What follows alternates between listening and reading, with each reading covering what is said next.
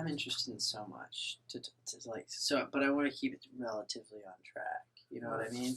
So basically, was trying to get your thoughts on NATO expansion, like the root cause, just right at it. Root cause of going back, say, to 45, and then you had the revision of Well, NATO. we can talk about sure. NATO. Okay. Okay, so going back, are we talking? If you had to put the onus on one or the other, is this more this conflict more due to NATO expansion or like a revived Russian bear, like coming back to you know what I mean? Well, it's very hard to know where to start time wise. Chicken or the egg. If you look at Russian, and then Soviet, and then again Russian foreign policy and security policy, with a very, very short, historically speaking, short intermission.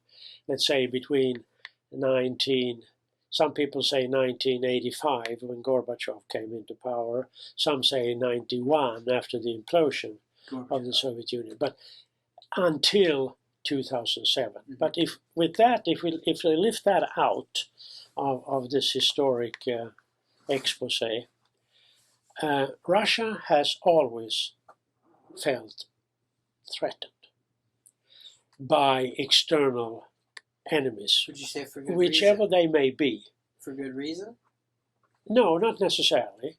If we go as far back to the 16 and the 1700s, the main enemy for Russia, the main threat for Russia, was of course Sweden, which was then Sweden and Finland is one country. Yeah. Which is another topic, hot topic. But it all weaves into today's situation. And it's a history we don't understand here. We don't understand the history that far back. No, then of course, I mean, fast forward here. Came, I think in the beginning of the 1700s, maybe 1690 something, came Tsar Peter the Great, Peter the First, and he was followed by several, like Catharina the Great, etc., etc. And they all expanded what became, so to say, the Tsarist Empire, which came to include, at one point in time, also what we today call Ukraine, right? Having said that, Ukraine existed long before there existed any kind of center of power in Moscow. Moscow, but in Kiev. Yeah, Kiev I'm getting there. Yes. Kiev was founded, and with some movement of the borders, Kiev and Ukraine was founded in and or about 980 by, believe it or not, my ancestors. Really? Oh my gosh! Hence the name Rus, which were, so to say, the name for the Swedish Vikings traveling east. And the most well-known one was a Viking coming by the name of Valdemar, which is in today's Ukrainian we like Valdemar Zelensky. Probably. Yeah, maybe. Yeah. So Ukraine came to be. Sometimes it in the medieval times, part of it was inside the then very large Polish-Lithuanian Empire, and some parts of it, parts of what we have today, was dominated by Tatars, I think they're called, and even some of it probably came under a short period of time under Mongolian rule under one of the Khans. But even so, fast forward, Ukraine came to be dominated by Tsarist Russia. And of course, that was followed, with the, so to say, the first implosion of Russia was followed by the Soviet Union.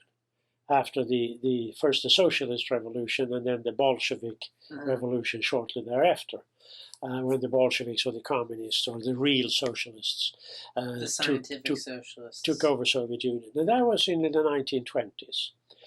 And Ukraine became then and was for many years one of the Soviet Socialist republics. And that was the way it was during the whole Cold War, with a rather exceptional exception that Ukraine, due to the insistence of the Soviet Union, came to have a seat in the General Assembly of the United Nations, which was created in 1945. Of course. Which is interesting. Okay, so Ukraine stood out in many ways among the Soviet socialist republics. Then, fast forward. Could I ask you one question? Yeah. About Ukrainian nationalism. Is there a national?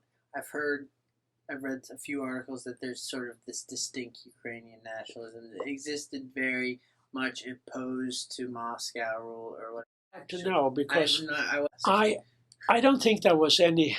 Well, if we move forward, Ukraine, as we know it today, was between the years 1930 and 1945 probably the most dangerous place in the world to live on or in. Stalin starved to death 4 million Ukrainians at the very least between 1931 and 1936, more or less. So and there were other forms of repression as well from the center of power, namely Moscow, towards Ukraine. So when the Germans invaded was it June? I don't know when they reached Ukraine, but in the summer of 1941, then many Ukrainians who didn't know who the Nazis were, they fought to liberate themselves from the Soviet Union. Well, eventually they found out that was kind of, from the ashes into the fire, they found out that the Nazis were worse, and most of the Ukrainians then fought in the Soviet army against Nazi Germany, and many millions of them died there. I can't remember off the cuff how many Ukrainians died in the Second World War, but it was an immense amount. It's between 4 and 6 million. But so is the Azov battalion? We'll get to that. We'll get to that. Okay. Now, I don't know when the Azov battalion appeared. It is obviously I think too much attention has been paid to it. It's a small group of people. And it's the one who's now holding out in this steel plant in Mariupol in Ukraine. But more importantly, let's look at what we have in Europe. Do we have ultra-rightist, populist, nationalist political parties? Well, we have them on the rise, definitely, in Eastern Europe especially. No, we have them. We have 17% in the Swedish parliament. Well, Poland. You got Poland. You got what's his face in Hungary, and then you got we have Erdogan. We have them in France. We have them in France, and here we have the most extreme out of them, namely the Trumpists. That's a whole topic. But the most important part that any ultra-rightist party in Ukraine has never received, and there's more than one party, but they have never received in total more than 3% of the votes in democratic elections. Okay, but let's go on. But military, you know how the military works. Within these countries, especially corrupt countries, the military has an enormous amount. Like the Azov battalion they're their elite fighting force. They are voluntary. They have an explicitly Nazi flag.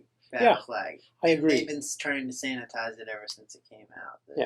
I agree, but it's of minor importance right now. Do we want Nazis on our, do we want to root for Nazis? Sorry? Do we want to root for Nazis? No. I understand they're functional.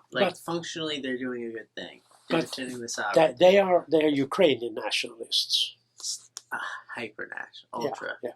But, that is not really right now of the main interest. I know. It just gives me a twinge. Yeah, but I get the shivers every time I think of having 17 of the Swedish parliament consisting of ultra-rightists. Oh, geez, you guys, that's a whole thing.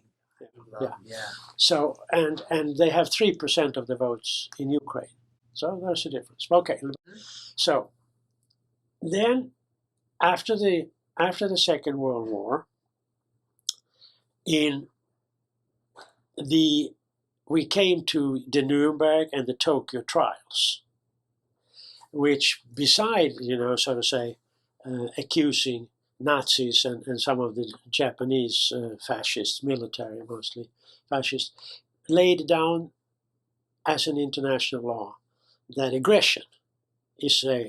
military aggression is a violation of international law. Then, with the creation of the United Nations in October, correct me if I say the wrong month, but in October, I would not be the one to correct you. You know that. No, in October 1945. I got a 75 on diplomat. Diplomacy too. Quiz. Yeah. You nailed me in an email. I'll never forget it. I'm like, damn it, I didn't know the dates. I'm sorry. Okay. Anyway, so then came the United Nations Charter, which is binding international law. And there are only two allowed reasons to go to war.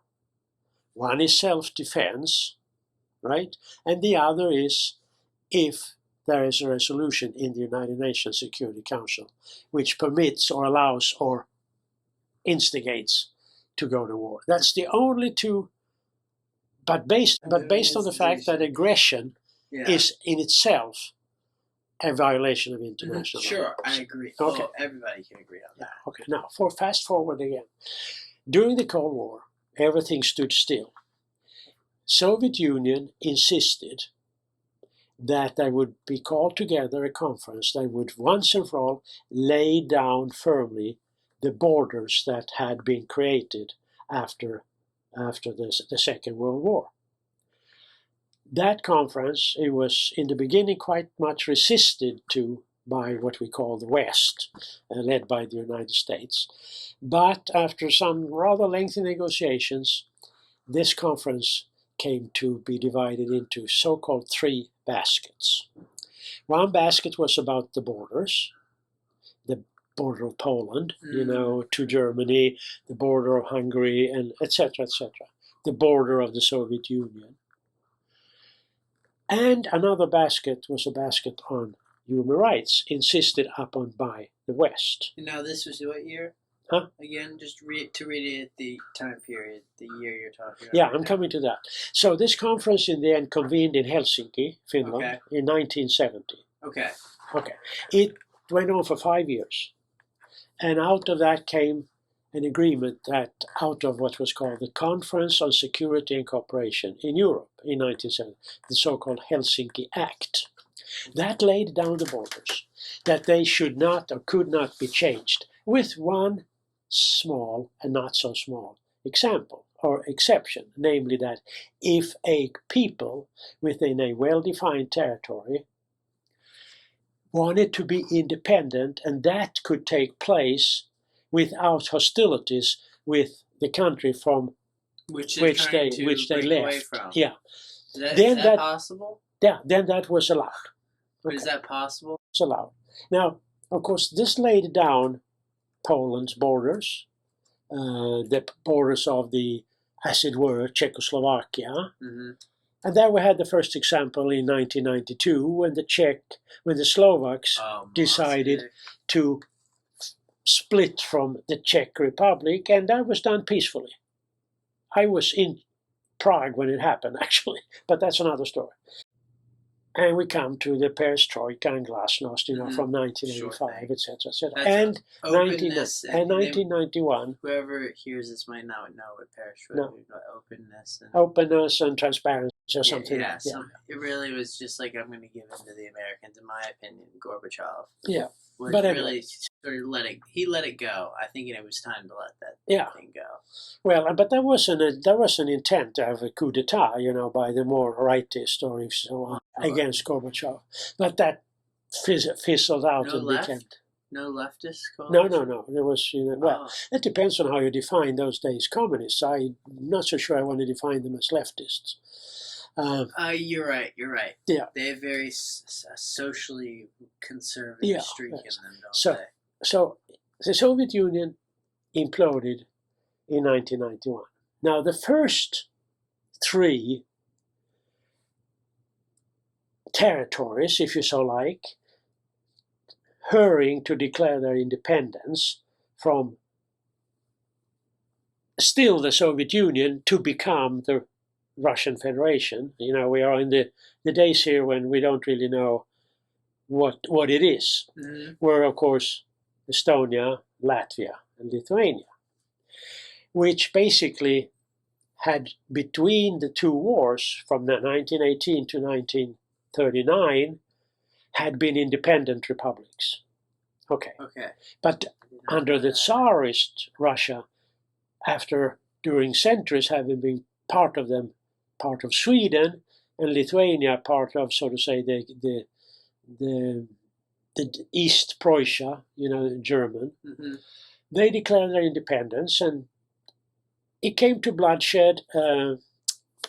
Not so much, but it came to bloodshed in particularly in Riga. But they declared their independence, and Russia accepted.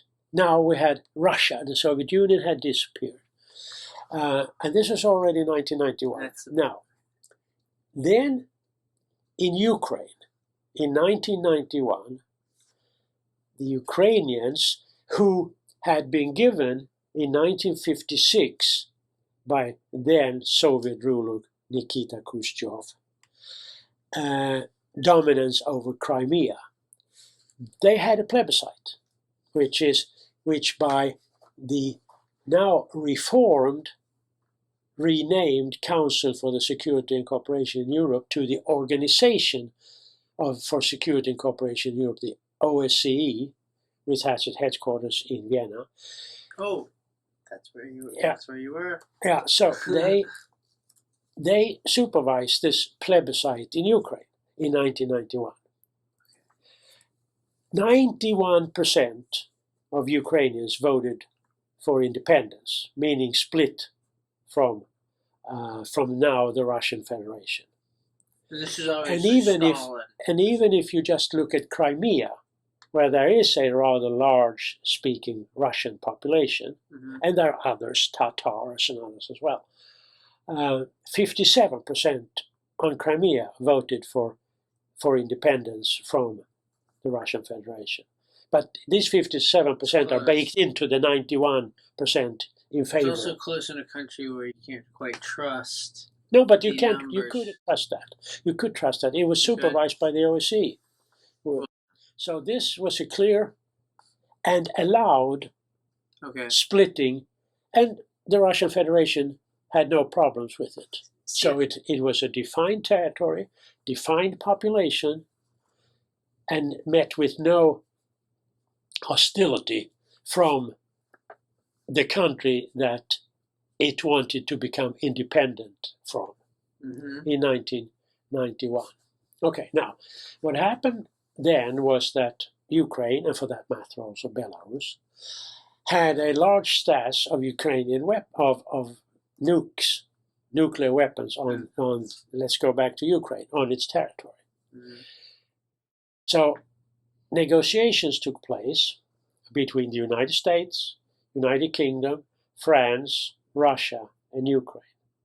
And these took place in Budapest. And in Budapest, 1994, came to see the light of the day the Budapest Agreement. The Budapest Agreement states that as a, what is the English word for this? That Ukraine would hand over to the Russian Federation all the nuclear weapons, and in exchange, the Russian Federation and the other countries that I just mentioned certified and committed to Ukrainian territorial integrity and sovereignty. This is an internationally binding international agreement from 1994. Okay. So how binding is binding? Binding is binding. So is it Security Council binding? No, but it's binding for the parties to the agreement. But once, starting in after 1994, there was a process of closing the gap between Ukraine and the European Union. That, in the end, led to the so-called, after many twists and turns, the Ukrainian president was present at an EU summit in, I believe, Vilnius in 2008. I can't remember the date, but that can be checked. Maybe later, where he was supposed to sign a trade and association agreement with the European Union. He never signed that,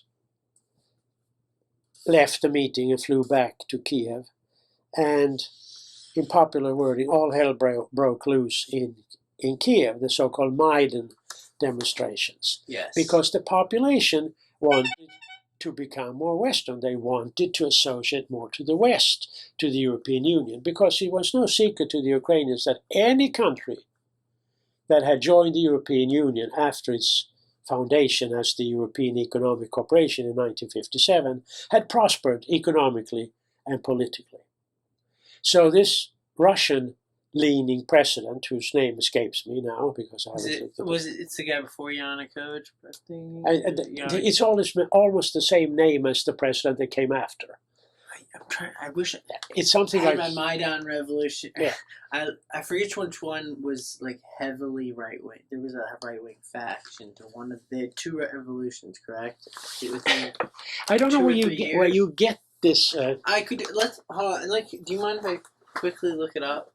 No, but I mean there were different sectors. There's the Maidan, and there was another one that was like an Orange Revolution. It was called, I think. Yeah, that was the first one. Yes, that was the first. I'm not dull off base now. The Orange Revolution was the first one, and so and what then, was the difference between those two? But there was not a political difference. The Orange Revolution was to get rid of the Russia influence. The Maidan then was when he didn't sign this paper, and basically he took off and went to Moscow. And there was free and fair elections, and somebody was elected. And the Ukrainians wanted to associate themselves closer to the European Union. There's no talk about NATO here so far. It's just the European Union. But how does Russia perceive these moves?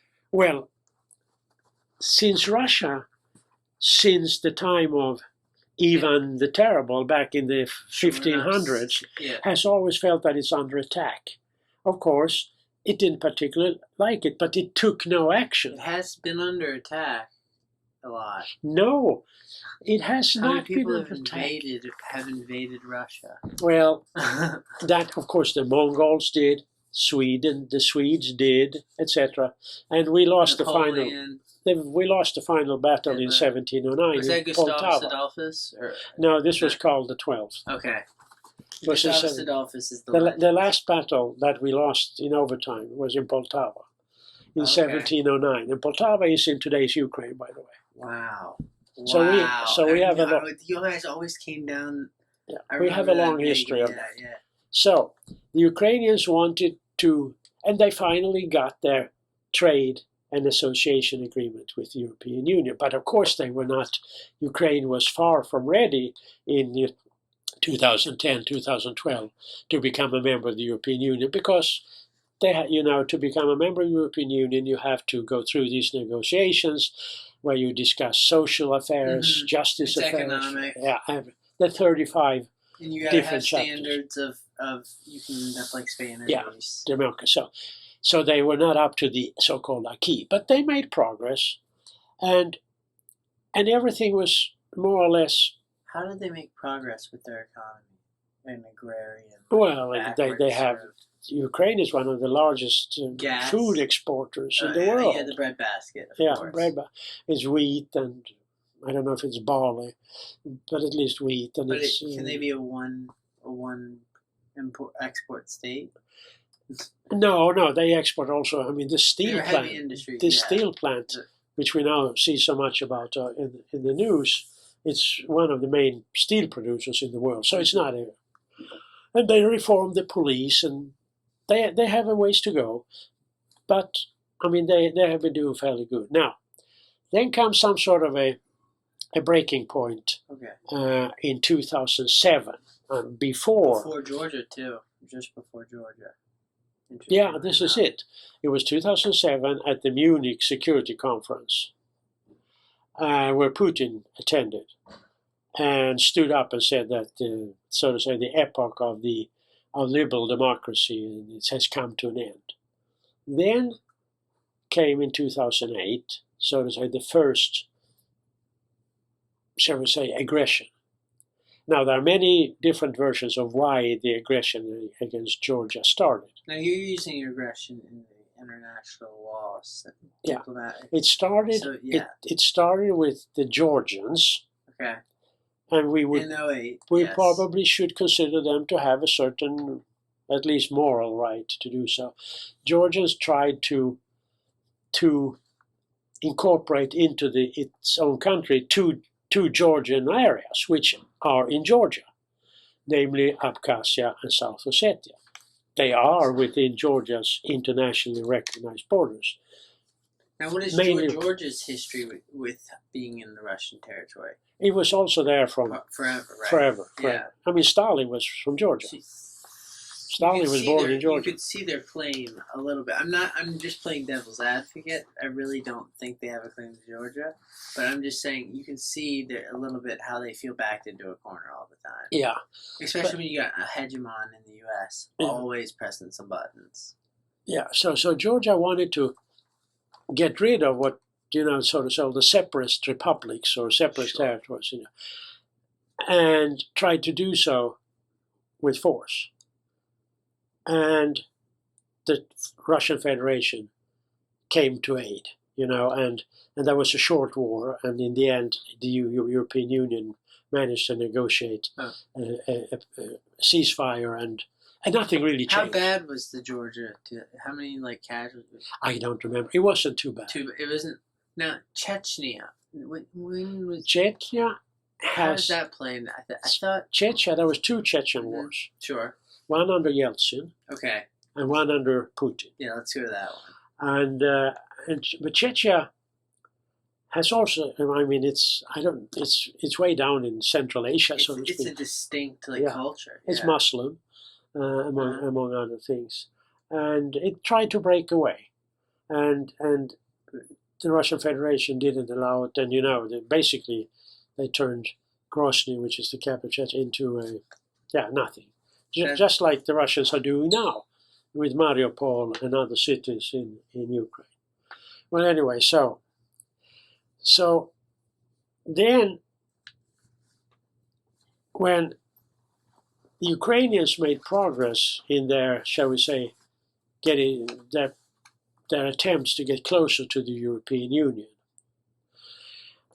and there was a decision by NATO in 2008 at the Bucharest NATO summit to basically state that, like any other states who want to become members of NATO, Ukraine and Georgia are also welcome to become, if they so decide. If they so decide. I remember. If they so decide. No, that's not. So they're just that's a political move. That's a political move. Obviously. And some people have questioned it.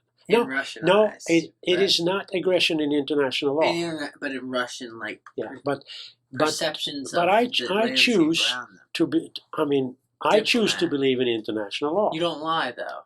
No. I knew I had to do that one. I don't lie. Diplomats never lie. No, they shouldn't lie. But I've heard the Russian ambassador to the UN lie here through his teeth. I've heard Kissinger lie a few times. Yeah. So we're not supposed to lie. I mean, if you're a real diplomat, you don't lie. No. But anyway, so that opened, since Russia always feels attacked, even though when it isn't attacked. Even when it isn't. When it is, it feels threatened. Yeah. So, but I mean, there was no way that Ukraine could become a NATO member. You have to fulfill certain criteria, just like you have to fulfill certain criteria to become a member of the European Union. They're not the same, but they are in some instances parallel, and sometimes they are different. So Russia. And now, of course, comes Putin's thinking. Putin has a totally different thinking. The gray zone, also, his new. Are you familiar with this around that 2008 time? He switched to this they call it the gray zone. is for, they nickname doctrines the Obama doctrine or whatever. It's Yeah. gray zone doctrine, where it's, I guess, nothing is quite up for anything that was formerly Soviet. Is like a gray zone. But it's called that they want to refigure or restate their sphere of influence. Exactly. Yes. Which means that, for instance, that famous word the U.S. that Ukraine or Georgia or any other country would not be allowed to take a sovereign decision to allow them to become a member of the European Union, or in Putin's eyes, worse yet, NATO. Okay.